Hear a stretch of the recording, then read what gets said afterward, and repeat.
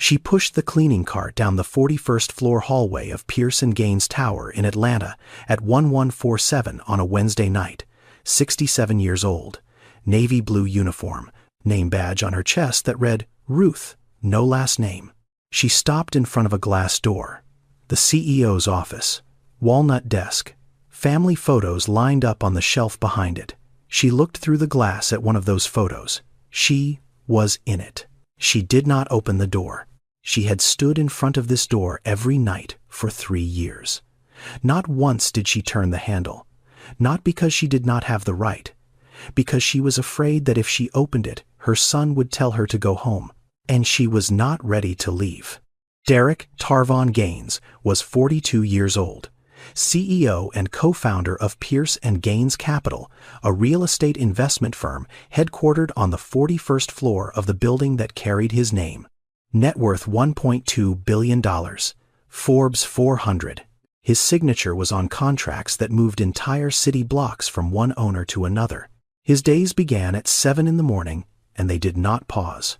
A strategy meeting at 7:15, and a portfolio review at 8:30, and a conference call with investors in London at 9, and a lunch meeting downtown at noon, and a second call with a development partner in Dallas at 2, and a site visit in Midtown at 4, and a dinner with the board at 7, and emails in the back seat of his car on the way home at 9. Every day built the same way, every hour accounted for. Every minute assigned to something that produced a return. He earned $4.8 million a year before bonuses. He lived in a penthouse in Buckhead that cost $3.2 million and had a view of the city skyline that he saw for approximately 11 minutes each morning while drinking coffee and reviewing his calendar. He drove a Porsche Taycan, charcoal. He had chosen the color in under 30 seconds during a phone call between 2 other phone calls. He was not a bad man. That is worth saying clearly because what follows might make it easy to think otherwise. He donated to 3 foundations. He funded a scholarship program at Morehouse. He once spent 45 minutes on the phone with a young entrepreneur he had never met because someone on his team said the kid reminded them of Derek at 23. He could be generous. He could be kind. He simply could not be still. That particular Tuesday evening, he left the office at 9:14. He walked through the lobby, nodded once at the security guard behind the front desk. A man named Gerald, who had been working the evening shift for 6 years and whose name Derek had learned only because Gerald wore it on a lanyard around his neck. As Derek pushed through the revolving door, the night cleaning crew was coming in through the service entrance on the east side of the building. 14 people. They would start at 10 and finish at 6 in the morning. 8 hours, 41 floors. Bathrooms and conference rooms and executive offices and kitchens and hallways that stretched the length of a city block. They were paid $11.50 an hour, which was the average for a commercial janitor in Atlanta. Most of them were black. Some were Hispanic. A few were immigrants whose English was still new and careful. Not one person in the building who worked during the day knew any of their names. They came in after the lights dimmed, and they left before the lights came back on. They existed in the space between one workday and the next. The way air exists in a room, necessary, invisible. Derek did not see them come in. Not because he looked away, because they entered from a door he had never used at an hour. He had never been present for doing work. He had never once thought to ask about. The building was always clean when he arrived. That was all he knew. That was all he had ever needed to know. He got in his car, checked his phone. 2 missed calls. One from his co-founder Marlon Pierce about the quarterly board presentation. One from a number he did not recognize. He called Marlon back. The number he did not recognize was his mother's landline. She still had one. She had called at 6:47 that evening, which was the time she always called, because it was the time she had always called. Even when he was in college, even when he was in business school, even when he was 26, and sleeping on a futon in a rented office, trying to build something out of nothing. 6:47. Every time. He did not call back. Derek Gaines had not spoken to his mother in 7 months. Not because he was angry. Not because there had been a fight, or a falling out, or a door slammed hard enough to crack the frame. Nothing like that. He had simply gotten busy. And then busier. And then the kind of busy where you stop noticing the things that are missing, because the things that are present take up every square inch of available space. He had a reminder on his phone. Every Sunday, call Mom.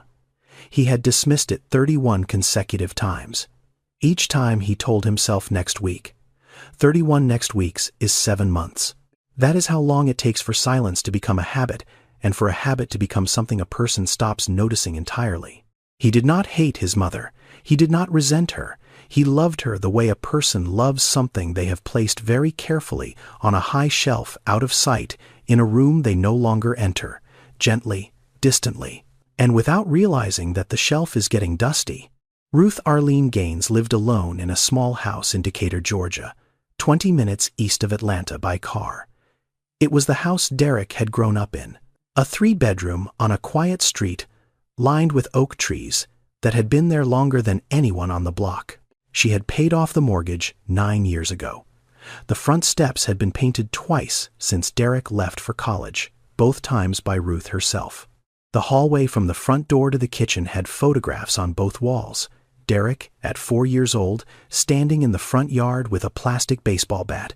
Derek at 9, in a suit 2 sizes too big at his grandmother's funeral. Derek at 14, on the basketball court at his high school mid-jump, the ball leaving his fingers. Derek at 18, graduation cap, the smile of someone who believed everything was about to begin. Derek at 24, shaking hands with his first investor. The last photograph was Derek at 30, receiving his MBA. That was 12 years ago. There were no photographs after that. Not because nothing happened. Because everything happened so fast that no one stopped to take a picture that Ruth was in. His old bedroom was at the end of the hall. She kept it exactly the way it was the day he left. Single bed, Michael Jordan poster above the headboard, a stack of textbooks on the desk, a pair of sneakers in the closet that no longer fit anyone. She changed the sheets once a month. She did not know why. He was not coming to sleep in them. But the act of pulling the fitted sheet tight over the corners and smoothing the pillowcase flat was something her hands knew how to do for him. And she was not ready to let her hands forget. Ruth was not poor. She owned her home outright. She had $84,000 in a savings account. Derek had set up an automatic transfer 3 years and 6 months ago, $2,000 a month, deposited on the first of every month into an account he had opened in her name. He had not called once in those 3 years and 6 months to ask whether the money had arrived. It always did. The way automated things always do, reliably, impersonally, without a voice attached. She did not need a job. But in March of that year, Ruth Arlene Gaines walked into the offices of Buildright Services, a commercial cleaning company, contracted to service 6 office towers in Midtown and downtown Atlanta, and she applied for a position on the night custodial crew. She used her first and middle name only, Ruth Arlene. She left the last name blank on the application, and when the interviewer, a man named Horace Whitfield, asked her for it, she said, "Arlene is my full legal name," and Horace wrote it down without pressing further because he had 14 open positions and 6 of them needed to be filled by Friday. She was placed on the crew assigned to Pierce and Gaines Tower. She did not request it, but when the assignment sheet was posted and she saw the name of the building, she stood in front of it for a long time. Horace asked if there was a problem. She said no. No problem at all. On her first night, she put on the navy blue uniform in her bedroom at home. She stood in front of the mirror on the back of the closet door and looked at herself. She did not recognize the woman looking back. Not because of the uniform, because the last time she had worn a uniform for work was 18 years ago when she was a nursing assistant at Grady Memorial Hospital. She had worn scrubs then, teal. She remembered the color. She remembered the feel of the fabric. She remembered the way her feet ached after a 12-hour shift, and the way she would sit on the edge of her bed, and Derek, who was 15, then would bring her a glass of water without being asked. She looked at herself now. Navy blue, name badge, Ruth, no last name, She picked up her car keys. She drove 20 minutes west in the dark. She pulled into the parking garage of a building with her son's name on it. And she clocked in for the first time at 9:58 on a Tuesday night in March. The elevator opened on the 41st floor, and Ruth stepped out pushing a cleaning cart. The hallway was dark. Then the motion sensor lights flickered on one panel at a time, triggered by her movement. She was the only reason those lights turned on at this hour. The only body in the building that made this floor come alive after midnight. She started with the large conference room. 12 leather chairs around a long table. A whiteboard on the far wall still covered in notes from the afternoon. Someone had written Q3 strategy across the top in red marker and drawn arrows connecting boxes she did not understand. She wiped the table. She emptied the trash can. She straightened the chairs. She did not erase the whiteboard. That was not her job. The pantry next. 3 coffee mugs sitting unwashed in the sink. A half-eaten salad in a plastic container with a fork still in it. A protein bar wrapper on the counter. She cleaned all of it. She wiped the counter until it was dry. She replaced the trash bag. The executive restroom. She scrubbed the sink and the mirror and the floor tiles on her knees. The tiles were Italian marble. She did not know that. She only knew they were cold under her palms. Then she reached the end of the hallway. The glass door. The corner office. The name on the door was not written anywhere. It did not need to be. Everyone who worked on this floor knew whose office it was. She looked through the glass, walnut desk, bookshelves behind it, a row of photographs on the shelf, Derek shaking hands with the governor of Georgia, Derek on the cover of a business magazine, Derek at a podium giving a speech, and in the far corner of the shelf, smaller than the others in a simple black frame, a photograph of a woman holding a boy. The boy was 3 years old. The woman was smiling. That photograph was the smallest one on the shelf, but it was there. She opened the door. She emptied the trash can. A protein bar wrapper, a crumpled sticky note, a business card from someone whose name she did not recognize. She wiped the desk. She vacuumed the rug. She cleaned the way she had cleaned everything in her life, thoroughly, without rushing, without complaints. She reached into the trash can one more time. A piece of paper she had missed. A yellow sticky note crumpled into a ball. She smoothed it open. Handwriting. She recognized it immediately. She had known this handwriting since it was the alphabet written in pencil in a first-grade workbook. The letters were different now. Sharper. More confident. But the way the T was crossed slightly too high, and the way the Y dropped below the line with a small curl at the bottom, that had not changed. She folded the note. She put it in the pocket of her uniform. She did not read what it said. That was not why she took it. She finished cleaning the office. She turned off the light. She closed the glass door behind her. She had not come here to be sad. She had come here to be close. 3 years. That is how long Ruth cleaned the 41st floor of her son's building. 1,095 nights, and each one held something. In February of the first year, she found a bottle of painkillers in the top drawer of Derek's desk, prescription, for his back. She held the bottle and read the label and remembered a basketball game, his junior year of high school, when he came down wrong on a layup and lay on the court holding his lower back. And she had run from the bleachers so fast she lost a shoe. She put the bottle back exactly where she found it. She did not tell anyone. In June of the first year, Derek stayed late, past 11. Ruth heard his voice from the hallway while she was cleaning the conference room 2 doors down. He was on the phone. His voice was tired and sharp at the edges. The voice of a man who had been holding something together all day and was running out of grip. She stood in the hallway with her cart. She did not go in. She stood there and listened to her son sound exhausted, and she could not hold him. In November of the first year, her colleague, Yolanda Baptiste, 54, born in Kingston, Jamaica, 11 years cleaning office buildings in Atlanta, asked Ruth a question during their break in the basement lounge. She said, "Ruth, why are you doing this job at your age?" Ruth said, "I need the work." Yolanda looked at her for a long moment. She said, "No, you do not need work. You need a reason to leave your house every night." Ruth did not answer. Yolanda did not ask again. In the second year, Ruth began doing small things in Derek's office that no one would notice. She lined up the books on his shelf so their spines were even. She replaced his trash bag before it was full. She wiped the coffee ring on his desk more carefully than she wiped any other surface in the building. She adjusted the angle of the photograph on the shelf, the one with the woman and the boy, so it faced the desk more directly. Small things? The kind of care that leaves no fingerprint. Derek never noticed. He never wondered who did it. That was the point. In the second year, on a Thursday night in October, Ruth's back gave out on the 30th floor.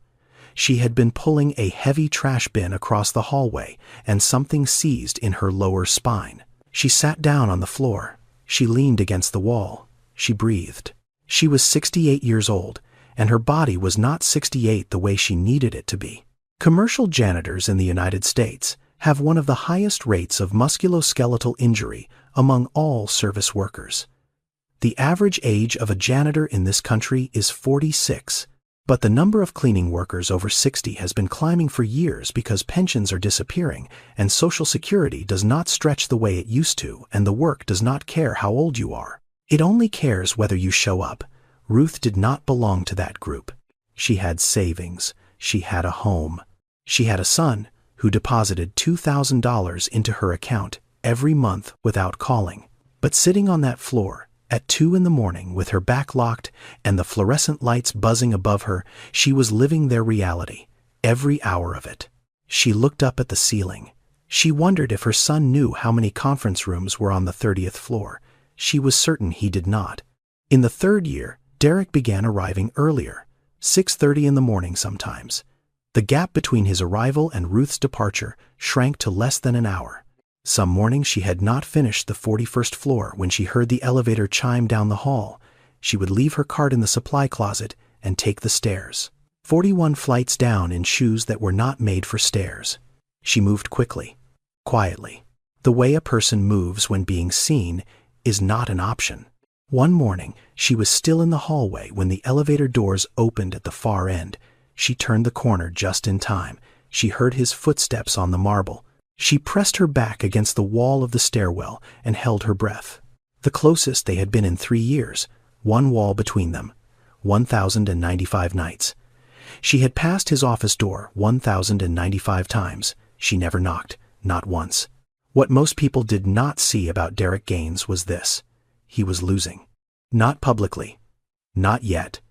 But the kind of losing that happens inside a building before it shows on the outside. Pierce and Gaines Capital had just lost a $200 million development deal in Midtown. The land parcel they had been negotiating for 14 months went to a competing firm in Chicago. The call came on a Thursday afternoon. Derek sat in his office and listened to his lawyer explain the terms of withdrawal, and he did not say a word for 40 seconds after the call ended. He just sat there, looking at the skyline through the window like it had changed shape. His co-founder, Marlon Pierce, had started having private conversations with 2 board members about restructuring the partnership. Derek knew because his assistant had seen the calendar invites. Meetings Derek was not invited to. Lunches at restaurants Marlon only went to when he wanted distance from the office, the kind of distance that comes before a decision. Derek was not sleeping well. 4 hours most nights, sometimes 3. He drank 4 cups of coffee a day, black, no sugar. The first one at 6:45 before he left the penthouse. The last one at 4 in the afternoon, standing in the pantry on the 41st floor, staring at the espresso machine while it worked. He had started seeing a doctor for stomach pain. The doctor said it was stress. The doctor said to rest. Derek nodded and went back to the office. He was carrying the company the way a person carries something too heavy for one set of hands. Not because no one else could help, because he had stopped believing anyone else would carry it right. That is what happens when you build something from nothing. You never fully trust that it can stand without you holding it up. So you hold it, and you hold it, and you do not put it down because putting it down feels like letting go. And letting go feels like the version of yourself that slept on a futon and ate ramen out of a pot in a rented office was right all along, that you were never supposed to make it this far. He was 42 years old, and he was tired in a way that sleep could not fix. Tired in the bones. Tired in the part of a person that is supposed to remember why they started.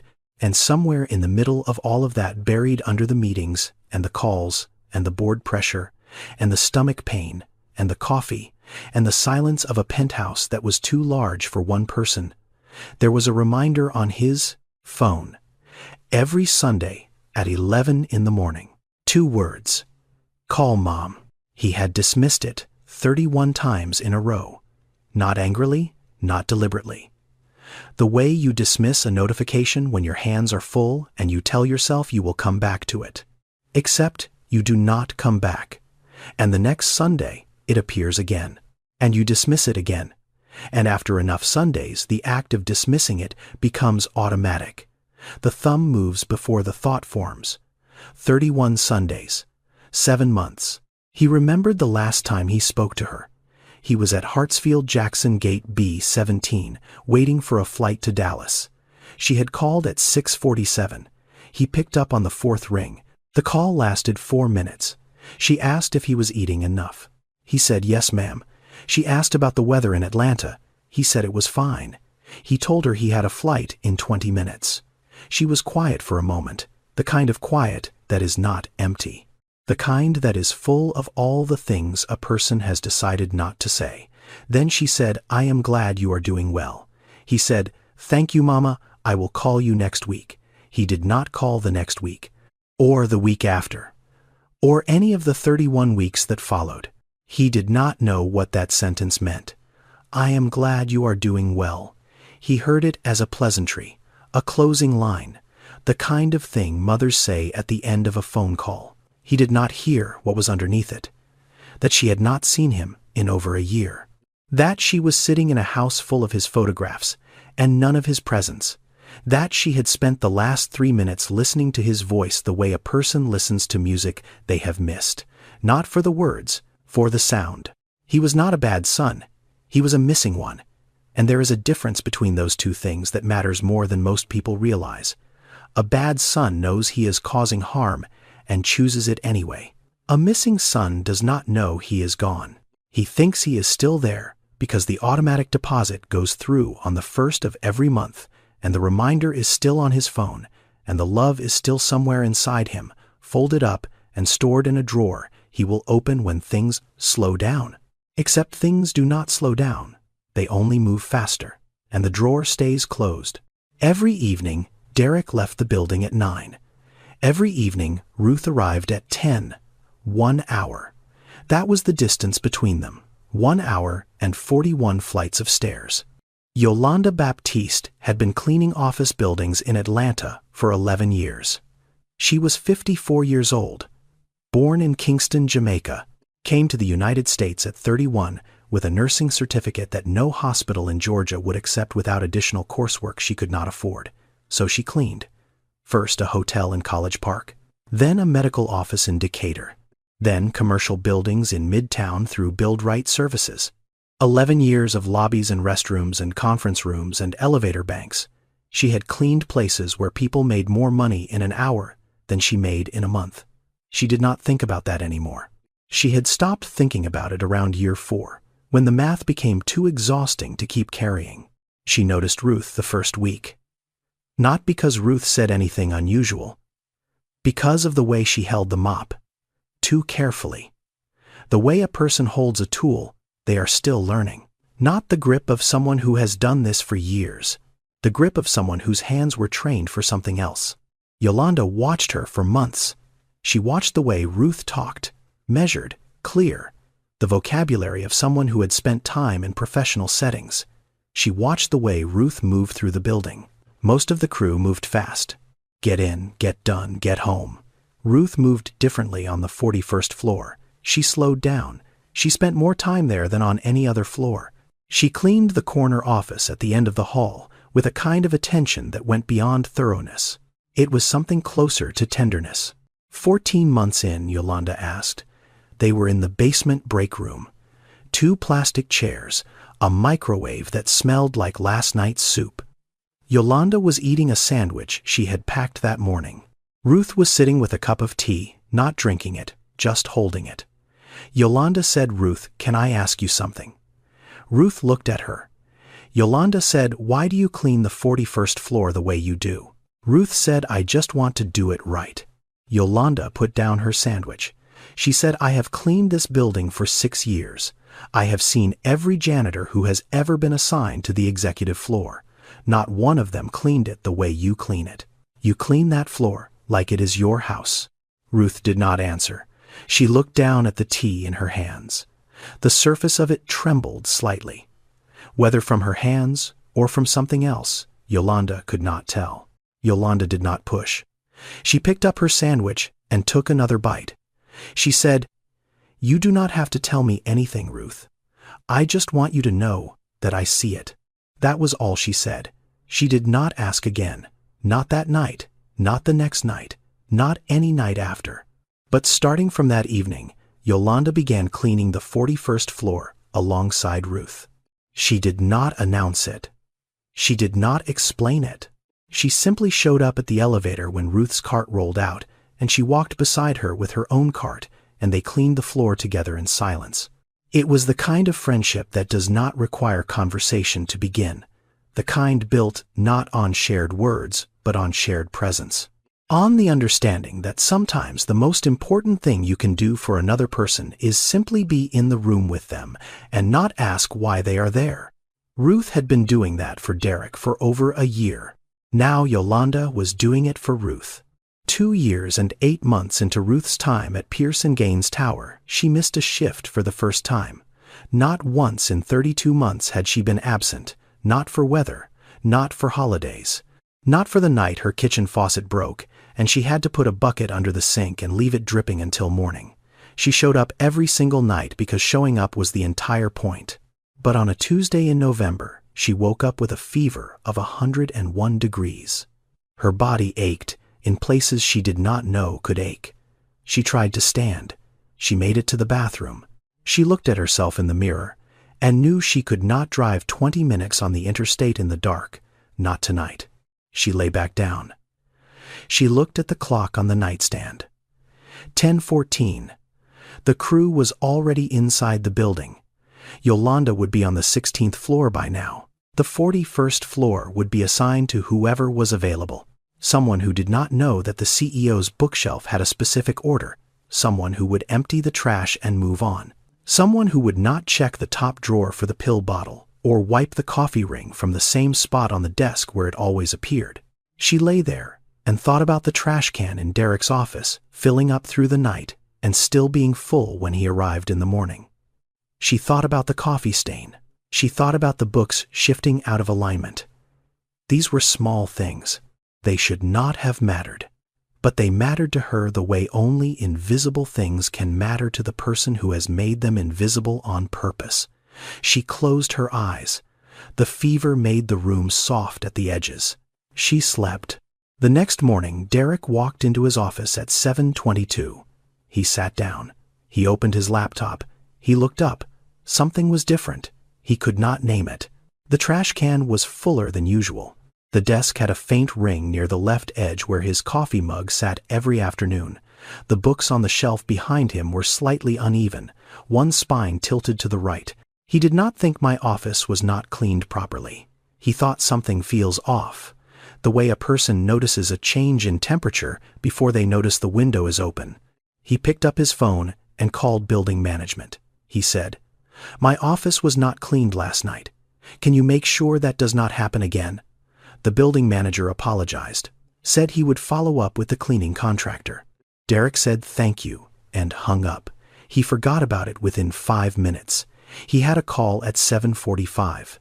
He did not know that the reason his office was not cleaned was that his mother was lying in a bed in Decatur with a fever thinking about his trash can. He did not know that the woman who cleaned his office every night had not missed a single shift in nearly 3 years. He did not know that missing this one had bothered her more than the fever itself. Ruth came back the next night. Her temperature was 99.4, not fully recovered, but she was there. She cleaned the 41st floor the way she always cleaned it, carefully, completely, without anyone knowing she had ever been gone. 3 weeks after Ruth's absence, Derek stayed in his office past midnight for the first time in 2 years. A deal had resurfaced.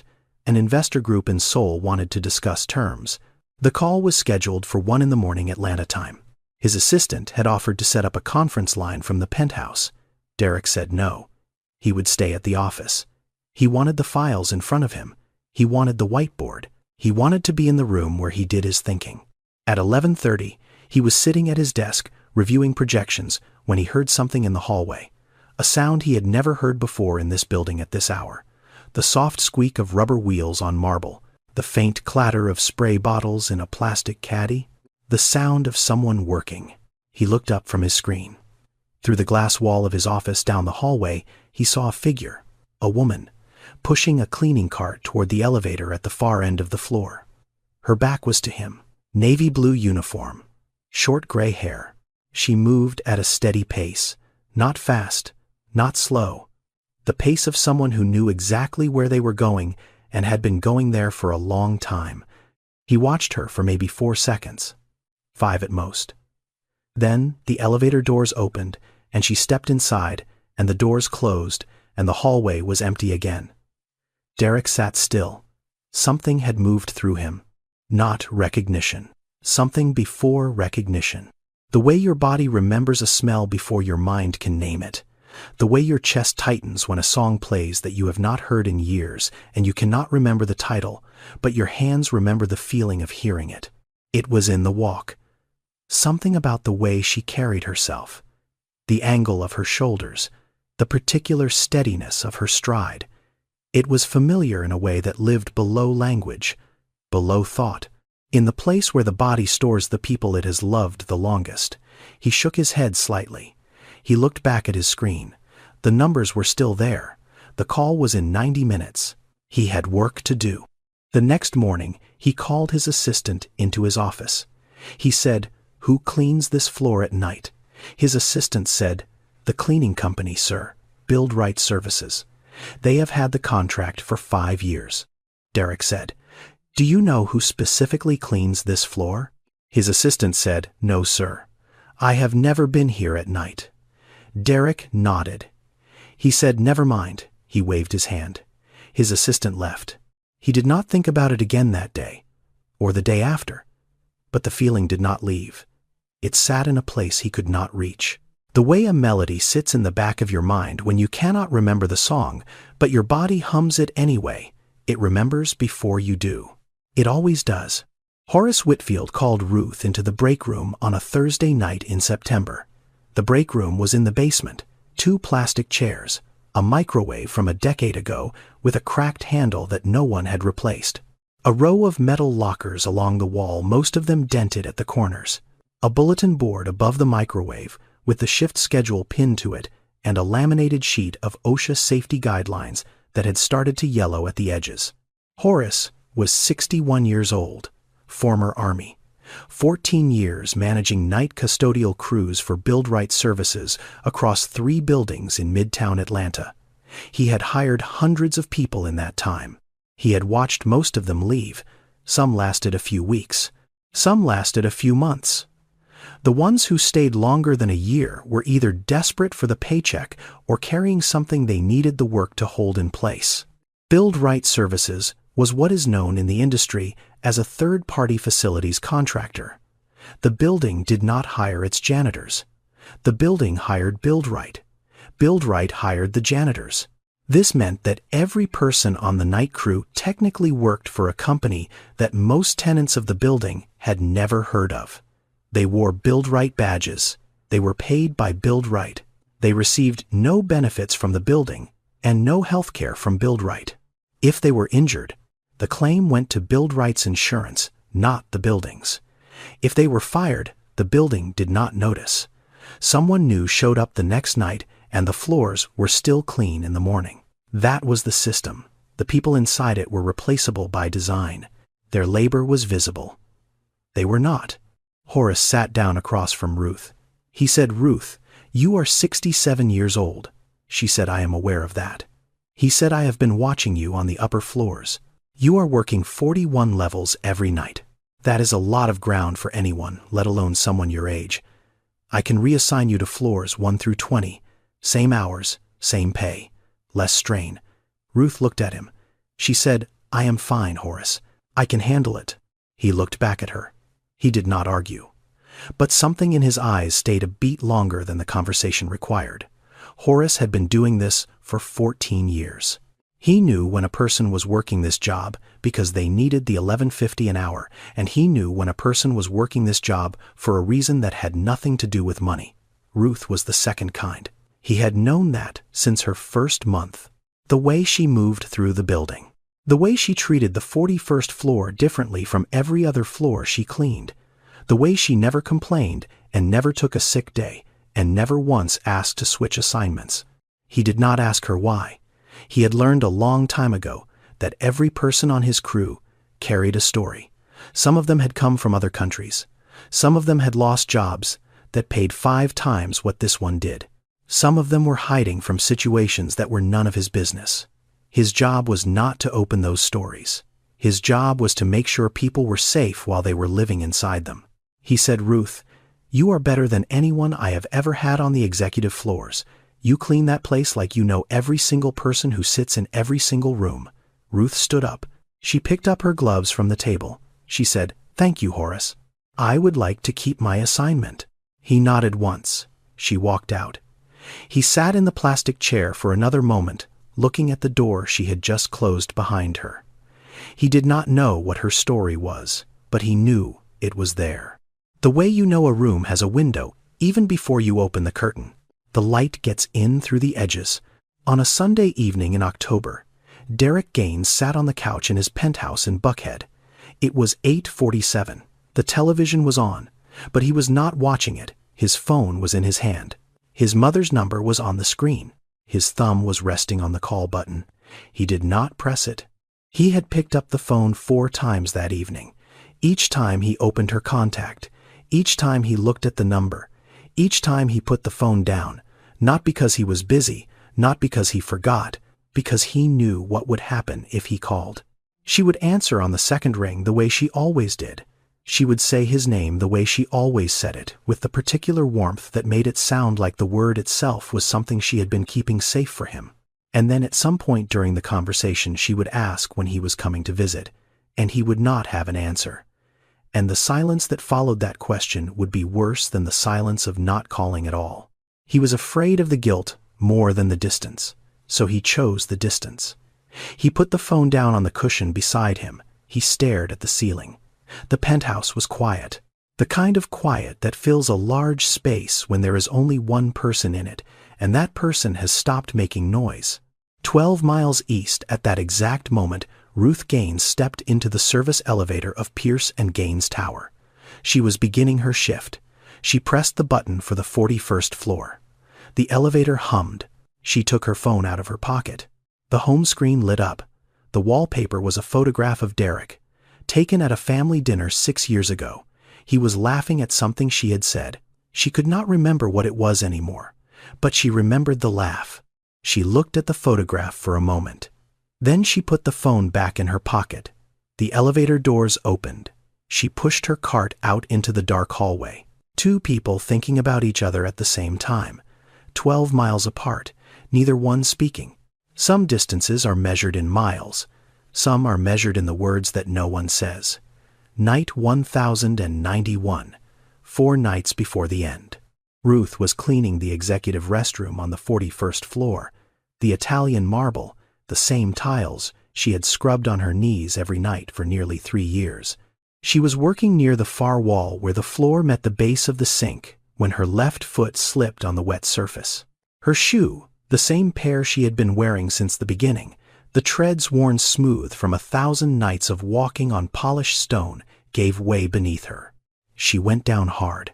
Her right hip hit the tile first, then her shoulder, then the side of her head grazed the edge of the sink cabinet. She lay on the floor. The fluorescent light above her buzzed. The ceiling tiles had a crack in the second row from the left that she had never noticed before. She noticed it now because she was looking up at it from the ground. She tried to push herself up. Her hips screamed. She stopped. She tried again. She got one hand flat on the floor and pressed. The pain ran from her hip to her ribs like something tearing. She stopped again. 10 minutes later, Yolanda found her. She had been cleaning the pantry down the hall and had come to check when Ruth did not appear at their usual meeting point by the elevator. She walked into the restroom and saw Ruth on the floor, one hand braced against the wall, trying to pull herself up by the paper towel dispenser. Yolanda said Ruth. Ruth said, "I am fine. I slipped. Help me up." Yolanda did not help her up. She pulled out her phone and called Horace. Horace came up in the service elevator in 4 minutes. He looked at Ruth on the floor. He said he was calling an ambulance. Ruth said, "I do not need an ambulance.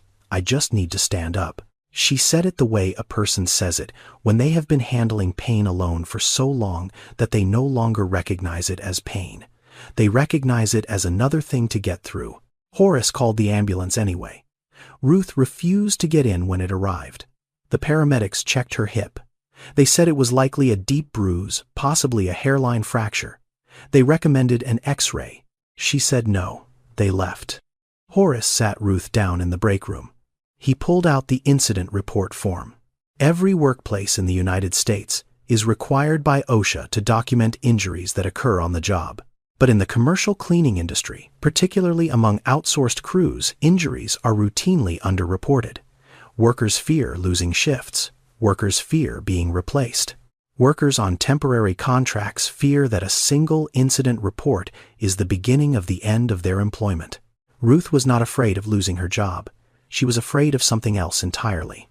Horace worked through the form. Name, date, time, location, nature of injury. He reached the line that read emergency contact. He looked at Ruth. She looked at the form. The line was blank. It had been blank when she filled out her original application 3 years ago. She had left it empty on purpose. Yolanda was standing near the lockers. She had not left the room. She said quietly, "Ruth, you have to let someone know." Ruth shook her head. Yolanda said, "Do you have children?" A long silence. The microwave hummed in the background. The fluorescent tube above them flickered once. Ruth said yes. Yolanda said, "Then why do you not call them?" Ruth looked at Yolanda. She looked at her for a long time. Something in her face shifted. Not breaking. Opening. The way a door opens when the person behind it has been leaning against it for years and finally steps back. She said, "Because my son owns this building." The room went completely still. Horace's pen stopped moving. Yolanda's hand, which had been resting on the locker door, dropped to her side. Neither of them spoke. The sentence sat in the air, the way a heavy object sits on a surface that was not built to hold it. You could feel the weight of it pressing down on everything in the room. Ruth did not say anything else. She did not explain. She did not cry. She sat in the plastic chair in the basement break room of her son's building in her navy blue custodial uniform with a bruised hip and a blank emergency contact line, and 3 years of silence sitting on her shoulders. Yolanda walked over. She sat down in the chair beside Ruth. She did not ask another question. She did not say a word. She just sat there. 2 women in cleaning uniforms under fluorescent light at 2 in the morning. One of them had just spoken the secret she had carried for 1,000 nights. The other one was simply there, which was enough. 2 days passed. Yolanda worked her shifts. She did not say anything to Horace about what Ruth had told her. She did not say anything to anyone. She had promised. And Yolanda Baptiste was a woman who kept her promises the way she kept everything else in her life carefully, with her whole self behind it. But she watched Ruth. She watched her walk. The limp was still there. Ruth tried to hide it. She adjusted her stride, so the favoring of her left side was less obvious, but Yolanda had been walking beside her for over a year, and she knew the rhythm of Ruth's steps, the way a musician knows the tempo of a song they have played 1,000 times. The rhythm was off. It had been off for 2 nights, and it was not getting better. She watched Ruth push the cart down the 41st floor hallway. She watched her wince when she bent to empty a trash can. She watched her stand very still for a moment, in front of the glass door of the corner office, the way she always did, except now one hand was pressed against her hip. On the second night after the fall, Yolanda made her decision. She did not call Derek Gaines. She did not have his number. She did not have access to the building directory. She was a cleaning worker. The people whose names were on the office doors were not people she could reach, but she could reach the lobby.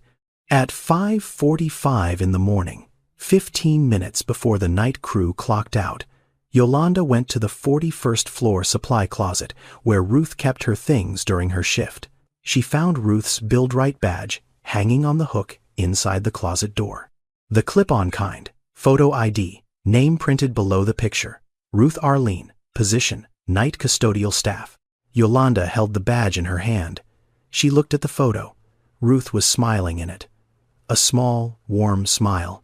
The kind you give when someone tells you to smile for a camera and you are not thinking about the picture, but about something else entirely.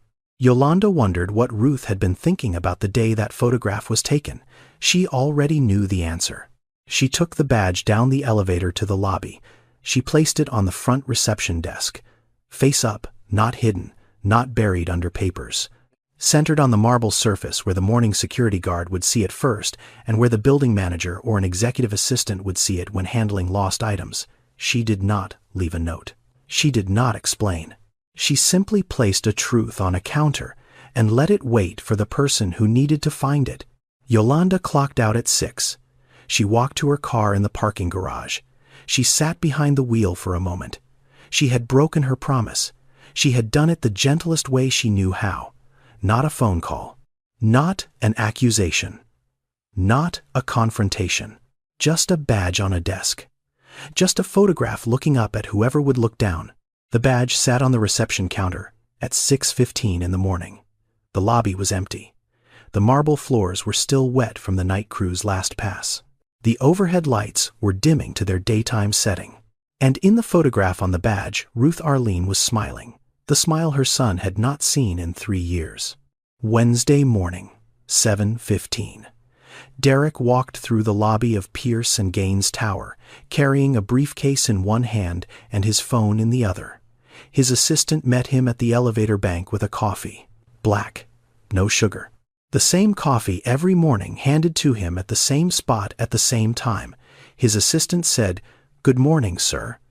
Security found a lost employee badge at the front desk this morning. Cleaning crew. Do you want me to send it back to Billionaire?" Derek said, "Sure." He did not look up from his phone. His assistant held the badge out. Derek glanced at it the way a person glances at something they have already decided is not important. Then he stopped. His eyes moved to the badge. The Billionaire logo at the top, blue and white. Then down to the photograph, small. The size of a postage stamp. A woman's face. She was smiling. A quiet smile.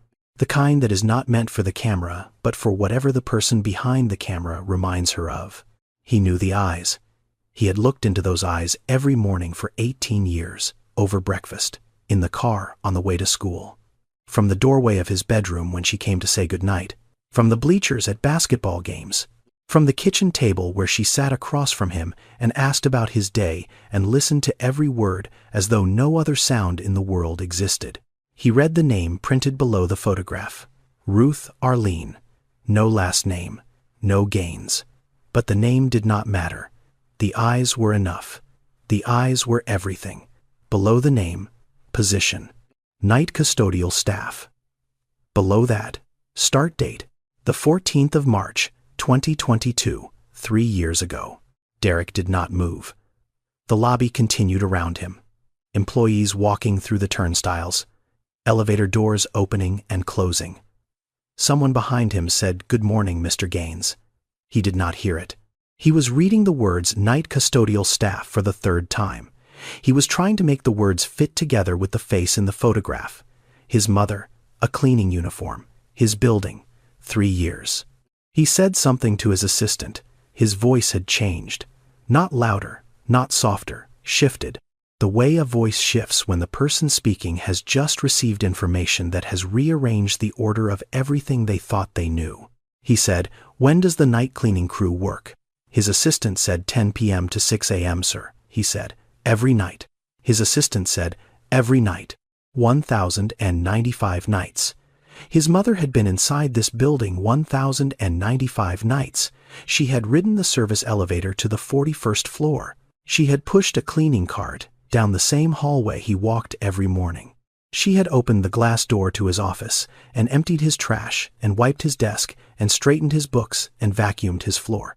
She had stood in front of his photographs and looked at his face the way she had always looked at his face, with the full and steady attention of a woman who had never stopped watching over him, not even when he stopped looking back. He had walked past her. He may have walked past her and not known it. Not once in 3 years had anyone told him her name. Not once had he asked. He turned toward the elevator. Then he stopped. His legs did not hold. He took one step sideways, and his back found the wall, and he slid down it, slowly. The way a building settles when something in its foundation has shifted. His knees came up. His head dropped forward. The badge was still in his right hand, pressed against his chest, held there the way you hold something that has just broken you open. He was sitting on the marble floor, the floor his mother had cleaned, the floor she had been on her knees scrubbing while he slept in a penthouse 12 miles away. Everything he had built in the last 15 years, every deal and every number and every name on every building, all of it felt exactly the same as it had felt 5 minutes ago, and completely different at the same time. The way a room feels different after someone tells you that a person you love was standing in it all along and you never turned around. His assistant was beside him. He said, "Mr. Gaines, are you okay?" Derek looked up. His eyes were dry. Not because he was holding it together, because the thing that was happening inside him had not reached his eyes yet. It was still in his chest, still moving through him, still becoming what it was going to become. He said 2 words, "Find her." Derek was in his office 20 minutes later. The door was closed. He called Build Right Services. He asked for the operations manager. A woman named Patricia answered. He told her he needed information about an employee, Ruth Arlene, night custodial staff, assigned to Pierce and Gaines Tower. Patricia confirmed. Ruth Arlene, 67 years old. Hired March 2022. Night shift. Responsible for floors 35 through 41. Attendance record. Perfect. Not one absence in 3 years. No complaints filed. No disciplinary issues. Performance rating, exceptional. One of the best they had ever had on any executive floor in any building in their entire portfolio. Derek asked for her home address. Patricia said she could not release personal employee information. Company policy. Derek said, "That woman is my mother." Silence on the other end. A long silence. The kind that happens when a person is trying to process a sentence that does not fit any category they have been trained to respond to. Patricia said, "Sir, she listed no emergency contact on her file."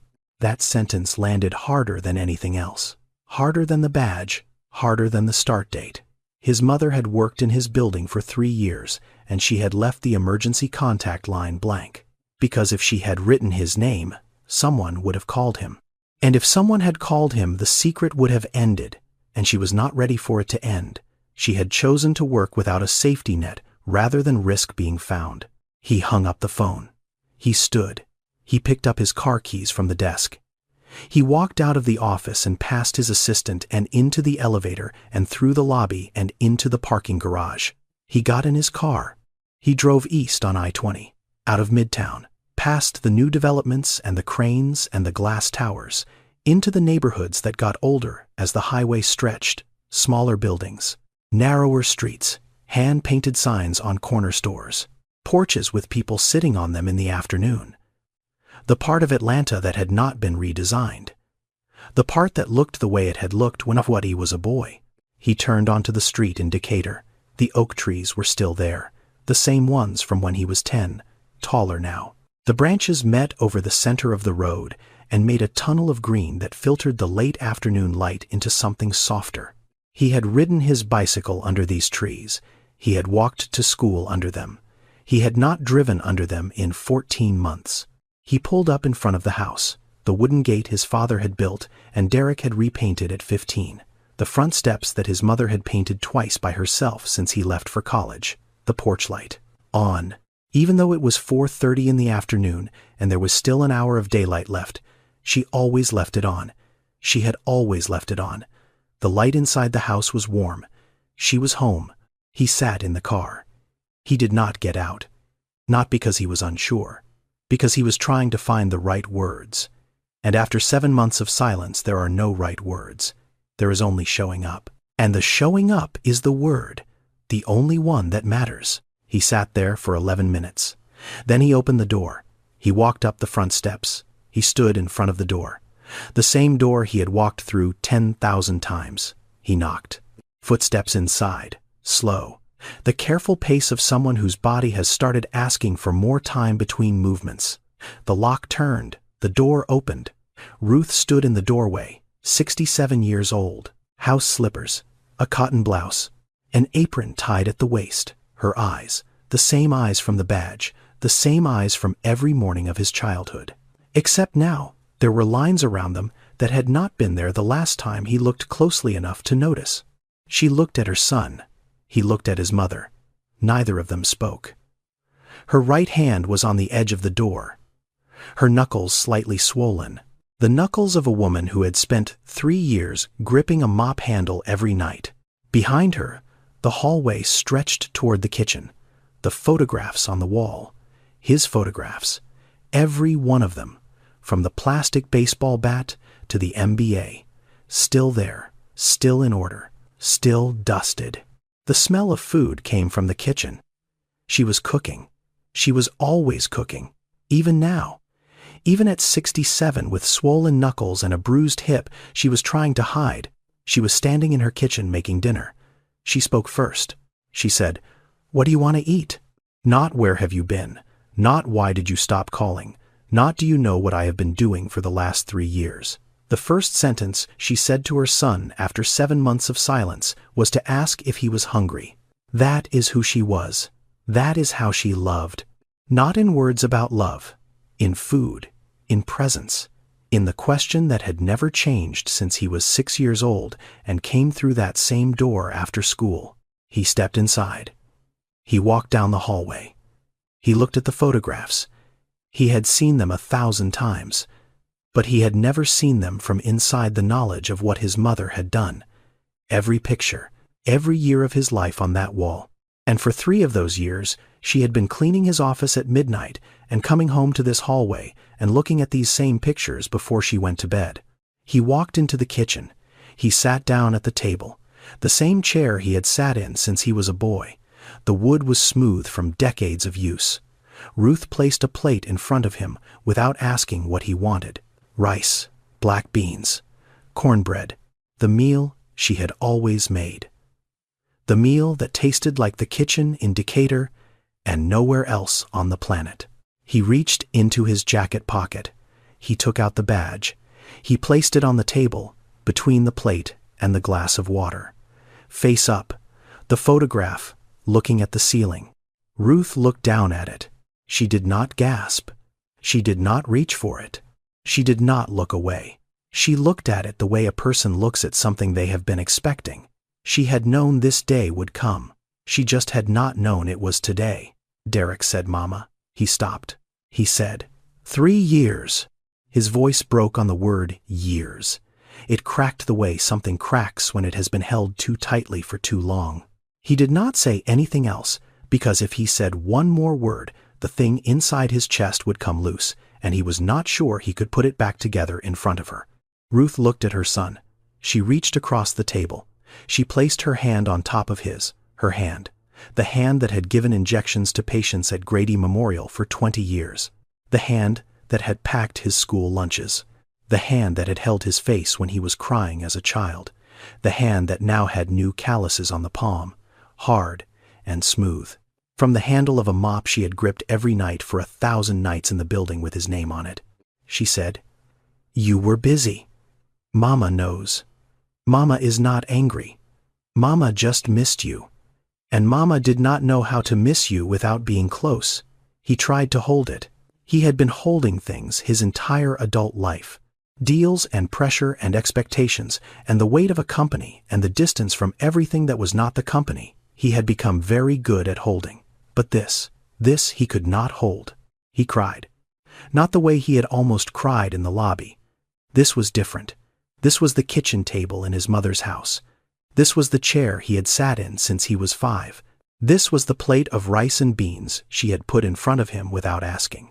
This was the cry of a 42-year-old man who had just realized that the most important person in his life had been 10 floors below him in a janitor's uniform for 1,000 nights while he sat above her signing papers and taking calls and never once looking down far enough to see her. He stood up. He walked around the table. He put his arms around his mother. He did not say a word. She was smaller than he remembered.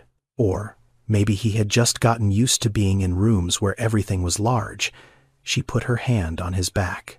She patted it gently, the same rhythm, the same motion, the one from when he was 8 and could not sleep, the one from when he was 12 and lost the championship game, the one that had never changed. She said, "Eat, baby. It is getting cold." Derek did not ask his mother to stop working. He asked her one question. He said, "Mama, do you want to keep going?" She looked at him. She said, "No, Mama is done." Mama did what she needed to do. He understood. She had not needed the job. She had not needed the $11.50 an hour, or the navy blue uniform, or the metal locker in the basement. She had needed to be near him.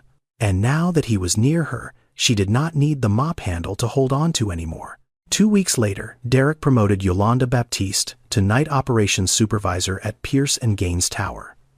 The position came with a 40% pay increase, full health care benefits, and a pension plan. Yolanda accepted. She did not tell Derek that she was the one who had placed the badge on the lobby counter. She never told anyone. Some things do not need credit. They just need to have been done. Derek established the Arlene Fund, named after his mother's middle name, $2 million in its first year.